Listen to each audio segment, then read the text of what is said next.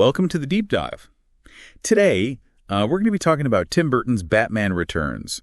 We're going to be looking at all the stuff that makes this movie more than just your average superhero flick. It's pretty crazy how Burton takes this, classic superhero setup and uses it to, get into these really dark, messed up ideas. Instead of just good guys and bad guys, you got characters who are, totally lost in who they are, fighting against, what society wants from them. It really makes you think about our own anxieties and stuff. Yeah.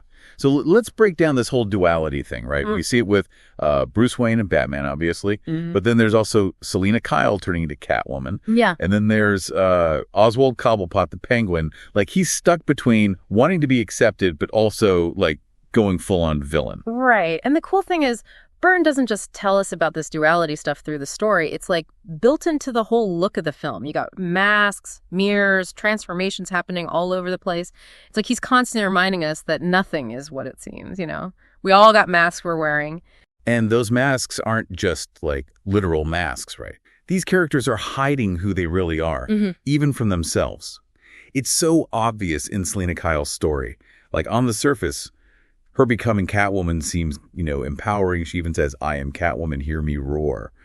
But there's this, sadness underneath it all. Oh, man, that line gets me every time. It's such a powerful moment, but also so tragic. Selina basically has to kill off the old her, the vulnerable Selina Kyle, just to survive in this messed up world. It makes you think, what do we have to give up for power? Does embracing our dark side actually set us free? Or does it just, trap us? It's some critics see Catwoman as this symbol of feminine rage, fighting back against a world run by men. She takes back her power, but it comes at a cost. Totally. And you got to look at her visually, too. The whole stitched leather suit, the way she moves, it's all saying something she's a broken person trying to make a new self out of all the pain she's been through. Which brings us back to Gotham itself. It's not just a background. It's a character, right? All that all that decay. It's like a mirror for what's happening under the surface of society. The whole style is pure Gothic noir. Darkness everywhere, shadows lurking, this constant feeling that something's wrong. Even the snow, it's not even pretty. It's like a blanket covering up all the city's secrets. Right. And then Burton uses color, too, to underline all these ideas. There's barely any real light in Gotham. Everything's got this weird green or washed out blue tint. It's the whole place is morally messed up and hope is hard to find. Yeah, and you see that reflected in the Penguin, too. I mean, yeah, he's a villain. But he's also a product of where he came from, right? Yeah. He's all messed up physically, rejected by everyone. Burton doesn't try to make him look pretty. But under all that, there's this, vulnerability. He wants to be loved, to be accepted. Makes him way more interesting than a typical bad guy. It's true. You kind of feel sorry for him, even when he's coming up with these crazy, evil plans. Makes you wonder, what if he'd been given a chance? What if people hadn't treated him like a freak? Would he have ended up the same way? He's like a twisted version of Bruce Wayne, in a way. Both of them hiding behind masks, both fighting their inner demons. But they end up going down completely different paths, all because of how the world treats them. It's a really heavy statement about how society shapes us. It doesn't take much to push someone towards darkness when they feel alone and alienated. And then there's Max Shreck, who's a more real-world kind of evil. He doesn't wear a costume or have a tragic backstory. He's just a greedy, power-hungry businessman, the kind of guy you might bump into on the street, which makes him even scarier. He's this connection to reality right in the middle of this heightened Gothic world. Shreck's the reminder that the real monsters are often the ones hiding in plain sight. In fancy offices, manipulating everyone for their own benefit. So we've got these three characters, each one showing us a different side of duality, all living in this visually amazing but morally messed up Gotham City. Where does all this psychological stuff and symbolism lead us? Well, one way to look at Batman Returns is through the lens of surrealism. Burton throws in these dreamlike sequences, distorted images, a bit of the absurd, It lets him dig into the subconscious of his characters and show us the anxieties lurking beneath the surface of society. Yeah, those scenes in the Penguin's lair, all that creepy carnival stuff, the armies of penguins. It's straight out a nightmare. But there's a reason for it, right? It's not just shock value. Exactly. It shows us the Penguin's own messed up mind, his twisted desires, his need for revenge against a world that's rejected him.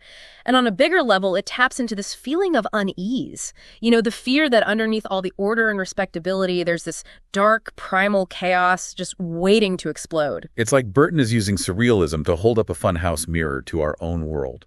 making us face the ugly truths about ourselves and the society we've built. And that leads us to another layer. Social commentary.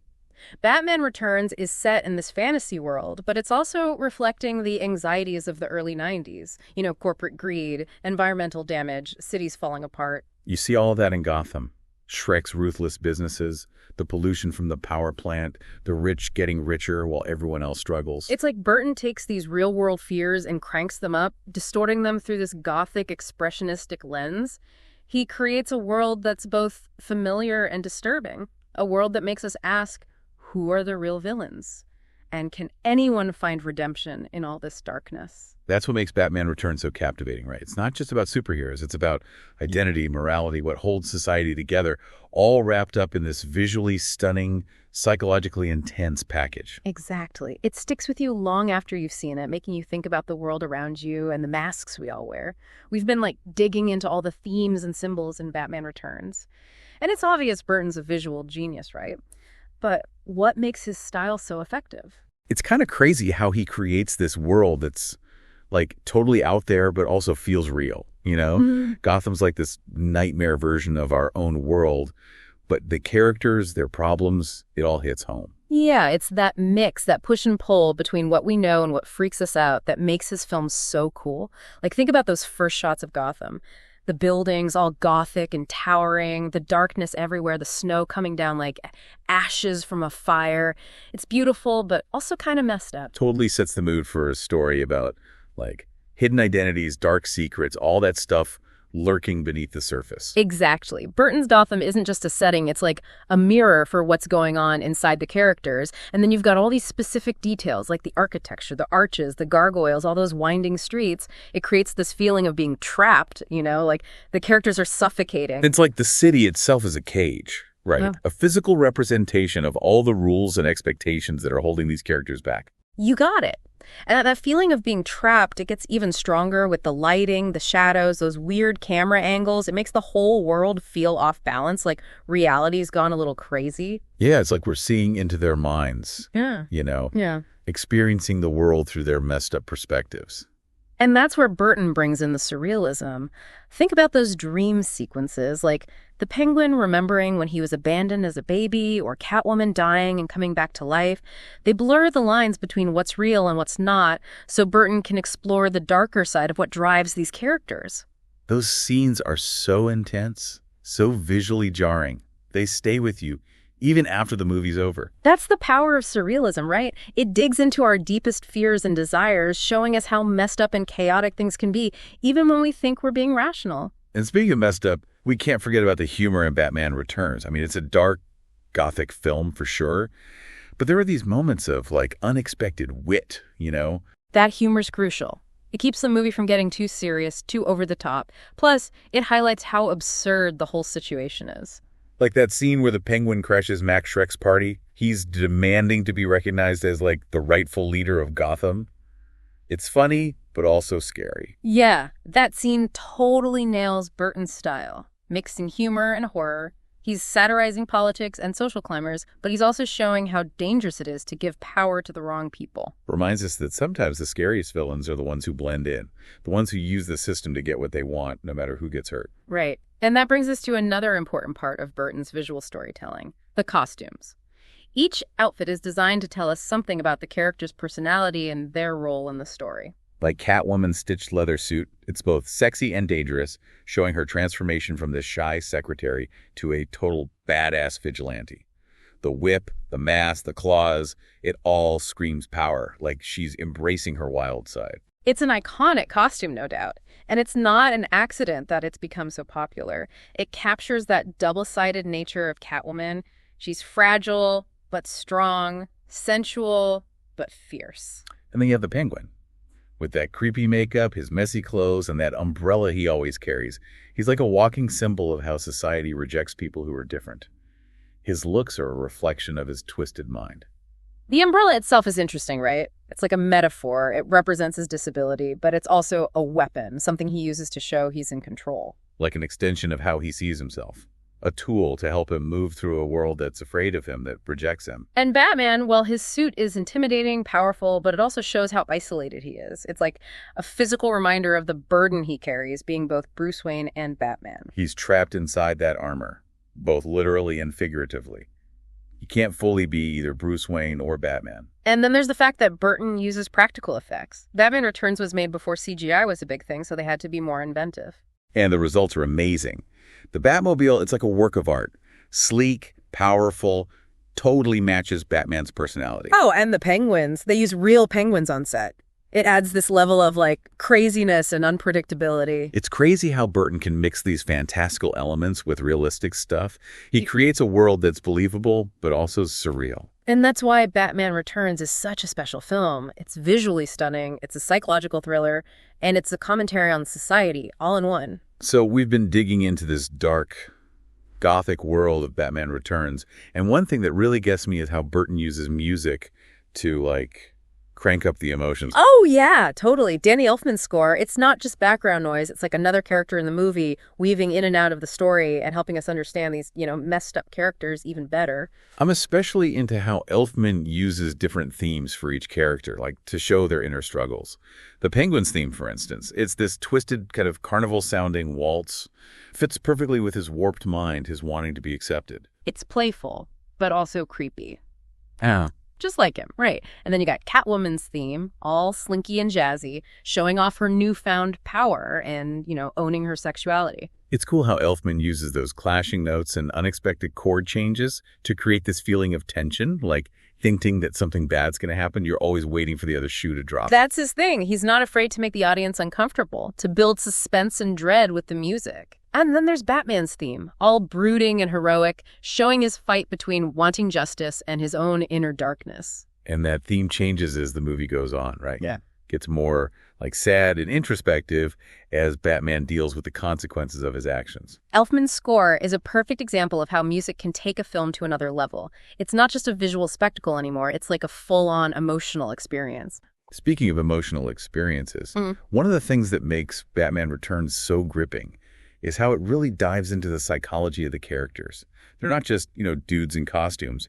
They're deeply flawed people dealing with trauma, loneliness, all the baggage they carry from their past. Oh, yeah. You see that big time with Bruce Wayne. He's still haunted by his parents' deaths, constantly fighting against the darkness inside himself. Becoming Batman, it's not really about being a hero. It's more like him trying to deal with his own demons. And Selina Kyle's transformation into Catwoman is just as fascinating. She starts as this timid, invisible secretary. But then, after being pushed too far, she embraces her anger and her sexuality, becomes someone you don't want to mess with. Her story brings up all these interesting questions about what it means for women to be powerful, the masks they have to wear in a society that's run by men. Is Catwoman really free? Or is she just, swapping one kind of prison for another? It's a tough question, and the film doesn't give us easy answers. And then there's the Penguin, who's probably the most tragic figure in the whole thing. Yeah, he's the ultimate outsider. Deformed, desperate for love and acceptance, but the way he tries to get those things is just so messed up and destructive. You can't help but feel for him even while you're, grossed out by what he does. Makes you wonder if things would have been different if he'd been given a chance, if people hadn't treated him like a monster. And we can't forget about Max Shreck, who represents a more, sneaky kind of evil. He's the corrupt businessman, the manipulator, the guy who hides his true self behind a mask of respectability. He's that reminder that sometimes the most dangerous villains are the ones who blend in, the ones who work the system to get power and money, even if it means hurting other people. So we've got these characters with all their psychological baggage living in this visually amazing but morally murky Gotham City. It's a powerful mix that makes for a movie you won't forget. And it's a film that still hits home, even decades later. People praise it for its visuals, the acting, the score, the thought-provoking stuff. But it's also been criticized, right? For being too dark, too violent, too disturbing, especially for a superhero movie. Yeah, I get that. Batman Returns is not a lighthearted, feel-good flick. It digs into the dark side of humanity, doesn't shy away from the ugly stuff. But that's part of what makes it so compelling, I think. It challenges us, pushes the boundaries, makes us confront the shadows in ourselves and in society. And while Batman Returns might have been controversial back when it came out, there's no denying it's had a huge impact. Yeah, it's influenced a ton of other superhero movies, TV shows, video games, even fashion. The Gothic look, the complex characters, the deep dive into psychology, it's all become part of the genre. And you can't forget Michelle Pfeiffer as Catwoman, one of the most iconic female superhero performances ever. Batman Returns is a movie that dared to be different, to embrace the darkness, to explore the gray areas of good and evil. It still fascinates and provokes us, makes us look beyond the surface and deal with the shadows that shape our world. A true masterpiece worth watching again and again. Well, we've reached the end of our deep dive into Batman Returns. And honestly, I'm even more blown away by how deep and complex it is. Yeah, it's a film that rewards you for watching it multiple times. Every time you see it, you catch something new, another layer to unpack. So if you haven't seen Batman Returns, do yourself a favor and check it out. And if you have, watch it again with fresh eyes. You might be surprised at what you find. And until next time, keep diving deep.